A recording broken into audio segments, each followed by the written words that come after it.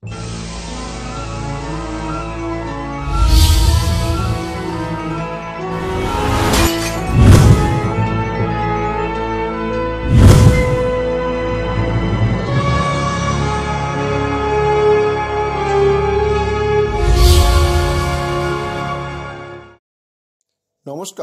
আপনারা দেখছেন কড়া খবর।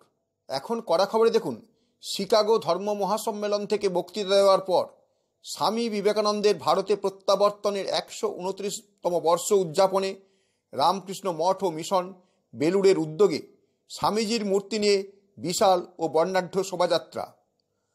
আজ থেকে 128 বছর আগে 19শে ফেব্রুয়ারি শিকাগো ধর্ম মহাসম্মেলনে যোগ দেওয়ার পর ভারতে প্রত্যাবর্তন করেছিলেন স্বামীজি। ভারতে প্রত্যাবর্তন করে প্রথমে তিনি নামেন বজবজ স্টেশনে। সেখানে স্টেশন মাস্টারের আতিথেয়তায় রাত্রি যাপন করে পরের দিন অর্থাৎ 19শে ফেব্রুয়ারি সকালের ট্রেনে কলকাতার শিয়ালদহ স্টেশনে এসে নামেন। সেদিন তার অনুরাগীরা শিয়ালদহ স্টেশনে জাতি ধর্ম বর্ণ নির্বিশেষে উপস্থিত হয়ে স্বামীজিকে অভ্যর্থনা জানান এবং এরপর শিয়ালদহ স্টেশন থেকে সুরেন্দ্রনাথ কলেজের ছাত্রছাত্রীরা স্বামীজিকে কাঁধে চড়িয়ে সুরেন্দ্রনাথ কলেজে এনে সম্বর্ধনা জানান।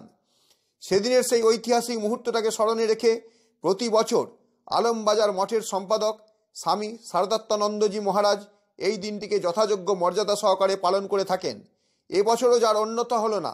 তবে এবছর আলমবাজার মঠ যেহেতু শ্রীরামকৃষ্ণ মঠ ও মিশন বেলুড়ের অন্তর্ভুক্ত হয়ে গেছে, তাই বেলুড় রামকৃষ্ণ মঠ ও মিশনের পক্ষ থেকে দিনটিকে যথাযোগ্য মর্যাদা সহকারে পালন করা হলো।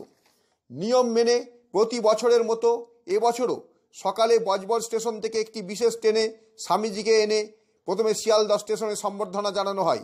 এই উপলক্ষে 19শে ফেব্রুয়ারি শিয়ালদহ স্টেশনে উপস্থিত ছিলেন পূর্ব রেলের জেনারেল ম্যানেজার মিলিন্দ দেওয়াস্কার, শিয়ালদহ ডিভিশনের ডিআরএম দীপক নিওয়াং, পূর্ব রেলের chief administrative officer Satyaki De, কলকাতার নগরপাল Manoj Kumar Verma, additional CP Dibyajyoti De, Ramakrishna Mission institute of কালচারের সম্পাদক স্বামী সুপর্ণানন্দজি মহারাজ, আলমবাজার মঠের সম্পাদক স্বামী শারদাত্মানন্দজি মহারাজ, আদ্যাপীঠের জেনারেল সেক্রেটারি ব্রহ্মচারী মুরাল ভাই সহ রামকৃষ্ণ মঠ ও মিশনের অসংখ্য সন্ন্যাসীবৃন্দ, সারদা মঠের মাতাজি সন্ন্যাসিনীগণ ও অগণিত ভক্তমণ্ডলী শিয়ালদহ স্টেশনে স্বামীজিকে সম্বর্ধিত করার পর কি বললেন দিনটি সম্পর্কে ও স্বামীজি সম্পর্কে রামকৃষ্ণ মিশন ইনস্টিটিউট অফ কালচারের সম্পাদক স্বামী সুপর্ণানন্দজি, তাই শুনুন এখন।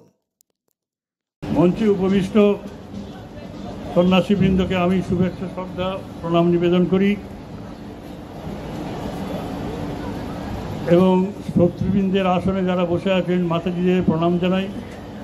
অন্যান্য সন্ন্যাসী ভাইদের দাদাদের প্রণাম প্রীতি শুভেচ্ছা ভালোবাসা জানাই এবং মাতৃমণ্ডলীকে বিশেষ করে আমি দেখছি অনেক আমার পরিচিত মায়েরা এসেছেন, তারা বয়স্কা, কোন আকর্ষণে তারা এখানে এসেছেন সহজেই অনুমেয়।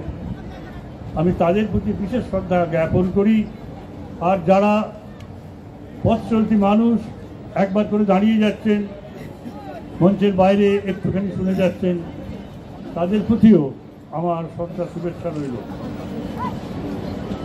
এই স্বামীজি বিদেশ থেকে দেশে ফিরে আসা এটা সাধারণ আশা নয়, এটার আবির্ভাব। এই আবির্ভাব তিনি ঘটিয়েছিলেন মানবাত্মার মুক্তির বার্তা, সর্বাত্মক বার্তা সর্বত্র ছড়িয়ে দিয়ে। তিনি ভাবতেই পারেননি প্রথমে যে তিনি যাবেন, কিন্তু মাদ্রাজিরা তাদের হৃদয়ের আকুতি জানিয়েছিলেন তাকে যে আমরা বুঝেছি আপনি অসাধারণ,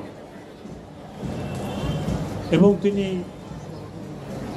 তাদের নির্দেশ স্বীকার করেননি। প্রথম জানতে চেয়েছিলেন মায়ের নির্দেশ কি, সঙ্গে সঙ্গে মায়ের নির্দেশ এসে যায় এবং তিনি দেখলেন ঠাকুর সাগর বক্ষে এগিয়ে যাচ্ছেন, বলছেন এসো এসো, ব্যাস তিনি স্থির নিশ্চয় হলেন। ওখানে গিয়ে তার অনেক অসুবিধা হয়েছিল। পত্রপত্রিকায় নানা কথা লেখা হয়েছিল যে ভারতবর্ষ থেকে হিন্দু ধর্মের কোনো প্রতিনিধি যায়নি, তার কারণ যাওয়ার কোনো প্রয়োজন নেই। কেন? তা এই হিন্দু ধর্মের বক্তব্য অনেক আগেই বলা হয়ে গেছে, আর কোনো নতুন করে কিছু বলার নেই। এরপর শুনুন এদিন কি বললেন আলমবাজার মঠের সম্পাদক স্বামী শারদাত্মানন্দ মহারাজজি, তাই শুনুন এখন। স্বামীজি বলেছিলেন আমি বোমার মতো ফেটে পড়ব। সেই দিন 19 ফেব্রুয়ারি 1897 সালে স্বামীজি যখন কলকাতায় এখানে এলেন, সকাল 7টায় 20,000 মানুষের সমাগম হয়েছিল। তখন কলকাতায় এত মানুষ ছিল না। আজকের জনবহুল, বিশ্বের সব থেকে জনবহুল স্টেশন হচ্ছে শিয়ালদা স্টেশন। সেখানে লক্ষ লক্ষ মানুষ আসতে যাচ্ছে। সেখানে আমরা কিছু মানুষ জড়ো হয়ে স্বামীজির এই প্রত্যাবর্তনকে স্মরণ করছি। আমরা যদি ফিরে যাই সেই 1897 সালে, তখন এত গাড়ি ঘোড়া ছিল না। তখনই স্বামীজি দেখেছিলেন এত মাইক ছিল না, স্বামীজি বক্তৃতা দিতে পারছেন না। তার সম্বর্ধনা অনুষ্ঠানে যখন এখানে নামা হলো, তখন স্বামীজির শিষ্যরা তারা মিনিয়মান হয়ে ভাবছেন স্বামীজি বিশ্ব জয় করে ফিরে এসেছেন। সদানন্দ মহারাজ তিনি যখন দাঁড়িয়ে ভাবছেন স্বামীজির এই যে জনস্রোত, এই যে অভ্যর্থনা, দাক্ষিণাত্যের যে অভ্যর্থনা, যে জয় জয়কার স্বামীজিকে অনুভূত করেছিল, আমাদের কলকাতায় তার স্বামীজির গুরু ভাইদের তাদেরকে ভাবনা ধরিয়ে দিয়েছিল যে আমরা কি আমাদের এই নরেনকে এইভাবে সম্বর্ধনা দিতে পারবো। তখন উপেন্দ্রনাথ বিশ্বাস তিনি বললেন, ভাইরা আপনারা চিন্তা করবেন না, আমি 1.5 লক্ষ লিফলেট বাজারে ছেড়ে দিয়েছি, দেখবেন লোকে লোকারণ্য হয়ে যাবে। তাই হয়েছিল সেই দিন। আজকে ইলেকট্রনিক মিডিয়ার যুগে আমরা সারা কলকাতাতে ফেস্টুন ছাপিয়েছি, ইলেকট্রনিক মিডিয়ায় আমরা প্রেস কনফারেন্স করেছি, কিন্তু এত লোক আসেনি। এত লোক এলে আমাদেরই হয়তো বিপত্তি হতো, কিন্তু আজ ইলেকট্রনিক মিডিয়ায় অনেক মানুষ দেখছেন। বজবজ থেকে অভূতপূর্ব আজকে যে অনুষ্ঠান রামকৃষ্ণ মঠ মিশন যেভাবে এগিয়ে এসে আজকে এই অনুষ্ঠানটিকে সামগ্রিকভাবে ধরে নিয়ে একটা পূর্ণতা দিয়েছে, এই জন্য আমি অত্যন্ত কৃতজ্ঞ। স্বামী শারদাত্মানন্দজির পর শুনুন এদিন ইস্টার্ন রেলের জেনারেল ম্যানেজার মিলিন্দ দেওয়াস্কর কি বললেন। Platform when it traveled from Bajbaj to Sialda station, as it been long time back, when he returned from US, in such a enthusiastic environment which we witnessed today. Swamiji was very much connected with our railways. He travelled by Indian Railways extensively, and as a matter of fact, when he came into contact with one of our station master during the journey, in a very short time, Swamiji with his magnetic personality, he just turned our station master, Mr. Sharat Chandra Gupta, so much so that he left his service and was initiated into the monastic order with the name Swami Sadananda. Swamiji lived a very small life, just 39 years, and in such a small period he created an impact on our humankind which was maybe worth more than 1,500 years.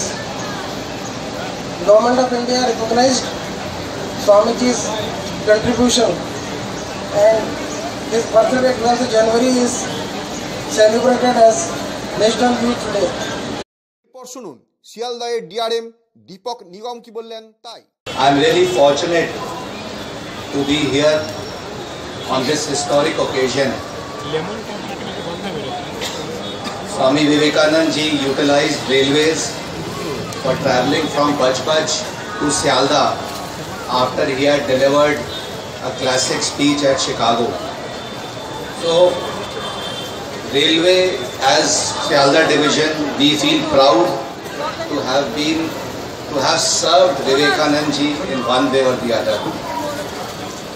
I bow my head in front of Swami Vivekanand ji Swami Vivekananda ji has been a youth icon. His teachings, his messages fill you with lot of enthusiasm. His words send positivity to everybody. Swami Vivekananda ji once said that if you think you are weak, you will become weak. If you feel you are strong, you will feel strong. So we should feel positive about ourselves, we should feel strong, and we will be strong. Swami Vivekananda ji also said that dream big, aim big, you will achieve the highest goal. So the youth of the country, so all those who are assembled here, in terms of what Vivekananda ji said, arise, awake, let India grow. Let us all work towards a developed India. Let's all work towards making India a leading nation, a leader amongst the world, and in the real terms, in real sense, the Vishwa Guru of the world. এদিন মঞ্চে উপস্থিত eastern রেলের chief administrative officer Satyaki দে কি বললেন তাই শুনুন এবার। বিবেকানন্দ সম্বন্ধে বলা সত্যিই কঠিন। বিশ্বকপ মঞ্চে যখন মহারাজরা উপস্থিত আছেন, শ্রী রামকৃষ্ণ তার মধ্যে 17টা গুণ পেয়েছিলেন। তার মধ্যে একটা ছিল তিনি ছিলেন অরেটর পার এক্সেলেন্স, বাজে বৃহস্পতি। কিন্তু সবচেয়ে বড় গুণ কি? Love for humanity. তার ব্রাদার ডিসাইপলস। মঞ্চে উপস্থিত ছিলেন কলকাতার পুলিশ কমিশনার मनोज कुमार ভার্মা। তিনি কি বললেন তাই শুনুন এখন। माताएं, बहनें, बच्चे उपस्थित हैं। आज सभी को आज के इस ओकेजन पर कोलकाता पुलिस की तरफ से बहुत बहुत शुभकामनाएं कहना चाहता हूँ। आज के जरा एखाने उपस्थित হয়েছেন সকলকে কলকাতা পুলিশের তরফ থেকে অনেক অনেক শুভেচ্ছা, অভিনন্দন। আমাদের জন্য আজকে গর্বের বিষয় আছে, অ্যান্ড আমি তার জন্য রামকৃষ্ণ মঠকে ধন্যবাদ জানাবো। ওরা এই বড় সেলিব্রেশনে আমাদেরকে একটা সুযোগ দিয়েছেন to be part of this. Thank you for allowing us to be part of this. All of you know Swami Vivekananda, he is one of the topmost personality of our country. हमारे देश के बहुत बड़े एक विचारक रहे हैं। उनकी सोच और उनके जो कर्म है उससे सारा विश्व भारत क्या है इसके बारे में काफ़ी कुछ जानने लगा है। एंड पूरे साल भर हम देखते हैं विदेशों से, सब जगह से लोग यहाँ पर आते हैं। उनकी जीवन किस तरह से उन्होंने बिताया, क्या उनके जीवन की सोच थी, कैसे जो है मानवता के लिए उन्होंने काम किया, ये सब चीज़ लोग यहाँ पर सीखते हैं। সবাই এসে বাইরে থেকে এসে এখানে শিখে যান। অ্যান্ড শুধু শিখে যাচ্ছেন না, বাইরে গিয়ে মানে সবাইকে জানাচ্ছে কি ওনার চিন্তা ধারণা ছিল, what was his thinking. So all this kind of things have been communicated to the entire world by various dignitaries. And specially I have been privileged to be part of some of the events earlier also when I was Police Commissioner Barakpur।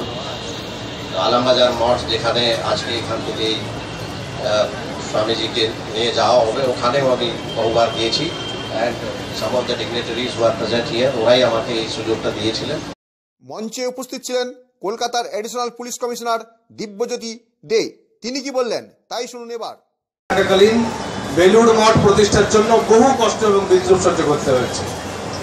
Dakshineswar মন্দিরে তাকে ঢুকতে দেওয়া হয়নি, কিন্তু তার অনন্ত প্রেম এবং অসীম ভালোবাসায় তিনি সেগুলো গ্রহণ করেছেন এবং তারপরেও মানুষের অন্তর্নিহিত দেবত্ব এবং পূর্ণতের বিকাশের জন্য প্রাণপাত করেছেন।